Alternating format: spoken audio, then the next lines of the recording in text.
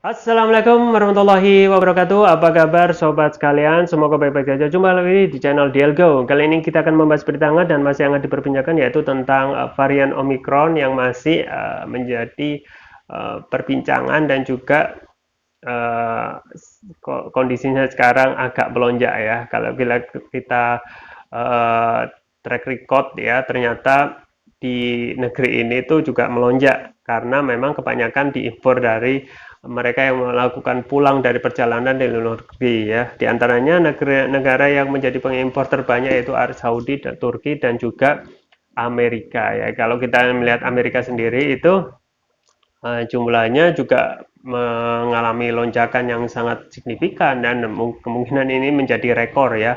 Kemarin sempat menyentuh angka sampai 1 juta kasus per hari ya. Dan kita memang kalau sudah seperti ini ya aktivitas kita ya harus berhati-hati ya otomatis terutama yang ingin melakukan perjalanan luar negeri ya.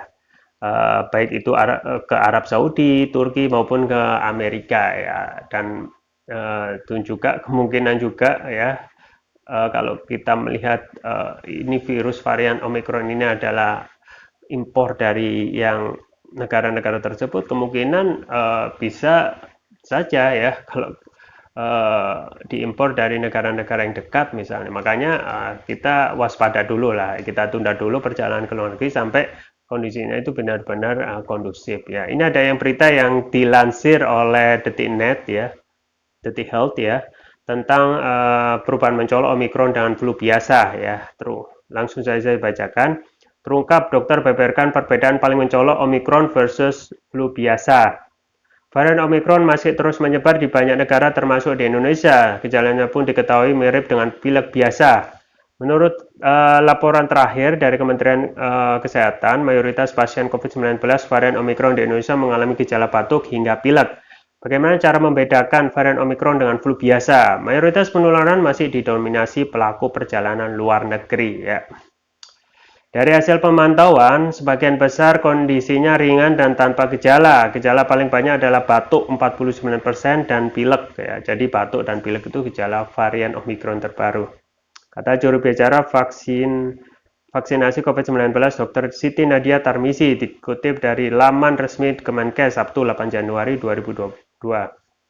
Selain itu, Kepala European Society of Clinical Microbiology and Infectious Diseases dari Aarhus University Hospital di Denmark, Profesor Eskil Petersen menyebut gejala infeksi dari varian Omicron dengan flu biasa memang amat sulit dibedakan. Pilek biasa dan Omicron dalam pandangan saya tidak mungkin untuk dibedakan, ujarnya. Dikutip dari The National News Sabtu 8 Januari 2022.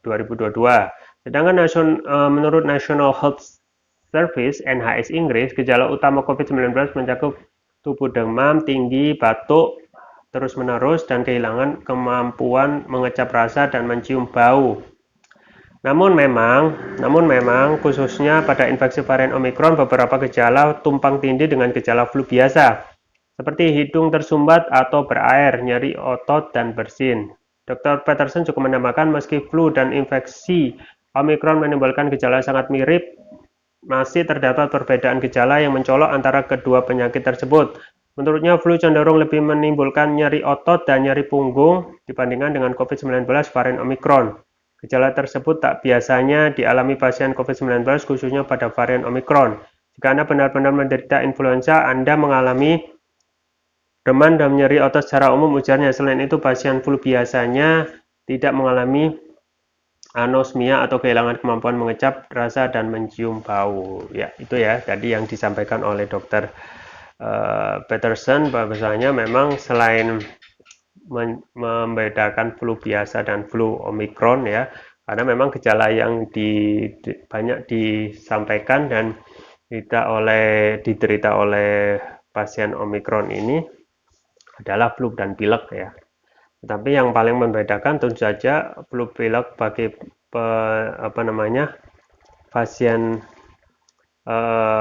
Omicron ini adalah ketidakmampuan mereka untuk mengecap rasa dan mencium bau ya.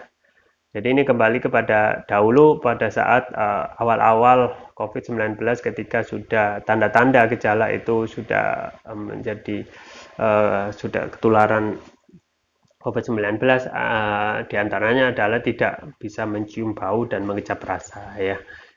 Jadi sobat sekalian ya, kita sekarang memang varian Omicron ini kita ketahui tidak begitu berbahaya ya, karena memang meskipun tingkat keparahannya atau tingkat penularannya 500 kali lipat, maka 500 kali lipat, tetapi secara alami virus itu tidak begitu ganas ya, tetapi tetap ya dalam setiap hal ya kita harus terus meningkatkan kewaspadaan ya. Dengan meningkatkan kewaspadaan otomatis kita juga dalam hal ini menghindarkan dari bahaya resiko tertular virus COVID varian Omicron ya. Oleh karena itu salah satunya kalau kita melihat kebanyakan yang menderita varian Omicron ya, itu kebanyakan dari pengekspor perjalanan luar negeri ya, dari Saudi, Turki, dan juga Amerika yang kemarin sudah sempat melonjak sampai 1 juta kasus per hari. Makanya kita harus waspada kalau kita melihat kondisinya sudah lumayan melonjak seperti ini ya, kita yang akan melakukan perjalanan harap ditunda dulu ya, harap ditunda dulu. Kalau ingin berekreasi bisa berekreasi di lokal saja di negeri ini, namanya di Indonesia masih banyak lokasi wisata yang masih belum tereksplor ya, itu pertama. Yang kedua memang dari flu biasa dan juga flu yang diderita oleh pasien Omicron, kita sedikit bisa mengidentifikasi gitu ya. Makanya kita sebisa mungkin ya menghindari kontak dengan orang yang baru pulang dari perjalanan luar negeri ya, karena mereka lebih banyak berinteraksi dan kita ketahui Omicron ini adalah penyakit impor ya kebanyakan ya. Dan yang gejala-gejala yang bisa nampak yaitu flu ya, pilek dan batuk ya. Makanya kalau kita batuk dan pilek ya, sebisa mungkin kita harus terus menjaga ya, terus memakai protokol kesehatan, yaitu apa? Yaitu pakai masker, jaga jarak, dan juga terus mencuci tangan ya. Ada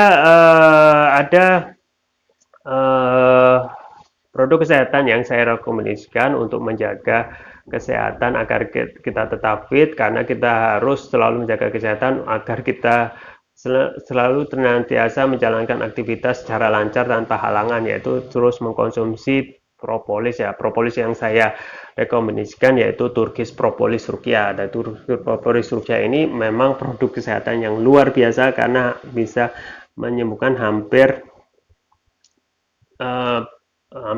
semua penyakit ya. Jangankan flu batuk biasa ya, kemampuan untuk propolis ini untuk menangani virus juga sangat mumpuni ya, karena pernah ada penelitian tahun 1963 bagaimana propolis itu ya ada hasil dari lebah selain madu ketika ada dalam yang dibangun di sarang lebah ya, ada seekor tikus yang mati di sarang lebah, dan ternyata setelah diteliti ya oleh peneliti, faktor propolis itulah yang